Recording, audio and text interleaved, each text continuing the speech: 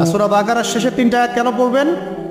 কারণ নবী সাল্লাল্লাহু আলাইহি ওয়াসাল্লাম বলেছেন, রাতের বেলা সূরা বাকারার 3টা আয়াত যে ব্যক্তি পড়বে, সারা রাত যদি আপনি নফল নামাজ পড়তেন যে নেকি হতো, এই 3 আয়াত পড়ার মাধ্যমে সেই নেকি হয়ে যাবে। ঠিক আছে? সারা রাত ধরে নফল নামাজ পড়া কি কষ্টকর না? এটা সবচেয়ে সহজ হচ্ছে আপনার সূরা বাকারার শেষের 3টা আয়াত পড়বেন, ঘুমিয়ে যাবেন, ইনশাআল্লাহ সারা রাতের নেকি আপনার আমলনামায় লেখা হবে। এগুলো শুধু বললেই হবে না আর শুনলেই হবে না, আমল করতে হবে কবে থেকে? ইনশাআল্লাহ আজকে থেকে। আল্লাহ পাক সবাইকে আমল করার তৌফিক দান করুন, আমিন। এরপর কি পড়বেন? এরপর 3 কুল পড়বেন। কয় কুল? 3 কুল। কোনটাকে 3 কুল বলে?